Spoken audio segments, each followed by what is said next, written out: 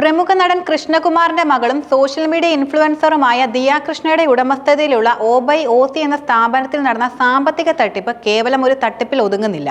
വിശ്വാസവഞ്ചനയും cyber കുറ്റകൃത്യങ്ങളും നിയമ പോരാട്ടങ്ങളും ഒരുപോലെ ഇഴചേർന്ന് നിൽക്കുന്ന ഈ സംഭവം ബിസിനസ് ലോകത്തെ യുവ സംരംഭകർക്ക് വലിയൊരു മുന്നറിയിപ്പാണ് നൽകുന്നത്. സ്ഥാപനത്തിലെ വിശ്വസ്തരായ ജീവനക്കാർ തന്നെ തട്ടിപ്പ് നടത്തിയെന്ന ഞെട്ടിക്കുന്ന സത്യം പുറത്തു വന്നത് ക്രൈംബ്രാഞ്ച് അന്വേഷണത്തിലൂടെയാണ്. ദിയ കൃഷ്ണയുടെ പരാതി അനുസരിച്ച് സ്ഥാപനത്തിലെ 3 ജീവനക്കാരായ ദിവ്യ, രാധാകുമാരി, വിനീത എന്നിവർ ചേർന്നാണ് 69 ലക്ഷം രൂപ തട്ടിയെടുത്തത്. തട്ടിപ്പിന് ഇവർ ഉപയോഗിച്ചത് അതിവിദഗ്ധമായ ഒരു മാർഗമായിരുന്നു. ഉപഭോക്താക്കൾ പണം അടയ്ക്കുന്നതിന് ഉപയോഗിക്കുന്ന QR കോഡ് രഹസ്യമായി മാറ്റി സ്ഥാപിച്ചു. ഇതുവഴി സ്ഥാപനത്തിന്റെ അക്കൗണ്ടിലേക്ക് എത്തേണ്ട പണം തങ്ങളുടെ വ്യക്തിപരമായ ബാങ്ക് അക്കൗണ്ടുകളിലേക്ക് മാറ്റിയെടുത്തു. ഒരു ദിവസം 2 ലക്ഷം രൂപ വരെ ഇവർ ഈ രീതിയിൽ തട്ടിയെടുത്തതായി പ്രാഥമിക അന്വേഷണത്തിൽ തന്നെ കണ്ടെത്തിയിരുന്നു. ചെറിയ ശമ്പളമുള്ള ഈ ജീവനക്കാരുടെ അക്കൗണ്ടുകളിലേക്ക് ഇത്രയും വലിയ തുകകൾ എത്തിയപ്പോൾ തന്നെ സംശയങ്ങൾ ഉടലെടുത്തിരുന്നു.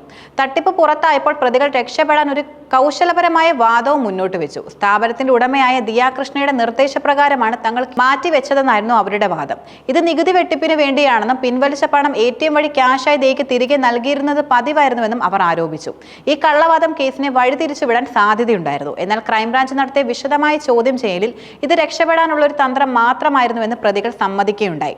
ക്രൈംബ്രാഞ്ച് നടത്തിയ അന്വേഷണം കേസിന്റെ ഗതി മാറ്റിമറിച്ചു. തട്ടിപ്പ് സ്ഥിരീകരിച്ച ശേഷം പ്രതികളുമായി സ്ഥാപനത്തിൽ തെളിവെടുപ്പും നടത്തി. എങ്ങനെയാണ് തട്ടിപ്പ് നടത്തിയതെന്ന് അവർ ഉദ്യോഗസ്ഥർക്ക് മുന്നിൽ വിശദീകരിച്ചു.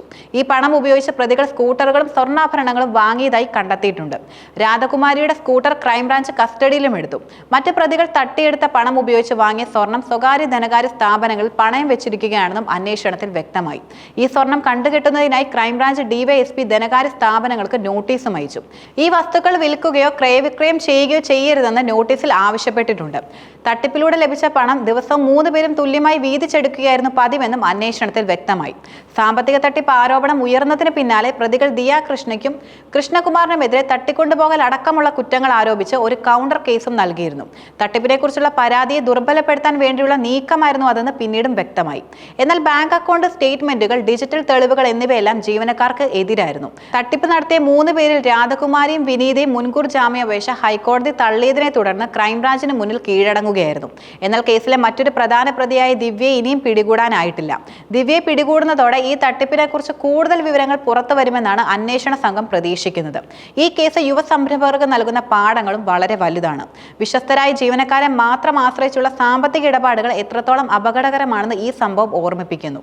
QR കോഡ് പോലുള്ള ഡിജിറ്റൽ പണമിടപാട് സംവിധാനങ്ങൾ കൃത്യമായ ഇടവേളകളിൽ ഓഡിറ്റ് ചെയ്യേണ്ടതും അത്യാവശ്യമാണ്. QR കോഡ് സ്ഥാപനത്തിന്റെ അക്കൗണ്ടുമായി തന്നെ ബന്ധിപ്പിച്ചിട്ടുണ്ടെന്ന് ഉറപ്പുവരുത്തണം. സ്ഥാപനത്തിന്റെ സാമ്പത്തിക ഇടപാടുകൾ പൂർണ്ണമായും ഒരാളെ മാത്രം ഏൽപ്പിക്കാതെ മേൽനോട്ടത്തിനും പരിശോധനയ്ക്കും കൂടുതൽ ആളുകളെ ചുമതലപ്പെടുത്തുക.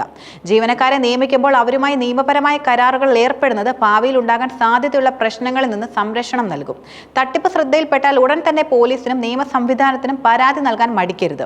ദിയ കൃഷ്ണയുടെ ഈ അനുഭവം ഒരു ബിസിനസ് ഉടമയ്ക്ക് ജീവനക്കാരെ എത്രത്തോളം വിശ്വസിക്കാമെന്നും സുരക്ഷാ സംവിധാനങ്ങളിൽ എത്രത്തോളം ശ്രദ്ധിക്കണമെന്നും ഉള്ളതിന്റെ ഒരു ഉദാഹരണമാണ്. തട്ടിപ്പുകാർക്കെതിരെ നിയമം ശക്തമായ നടപടികൾ സ്വീകരിക്കുമ്പോൾ ഇതുപോലുള്ള സംഭവങ്ങൾ ആവർത്തിക്കാതിരിക്കാനുള്ള ജാഗ്രതയും അത്യാവശ്യമാണ്.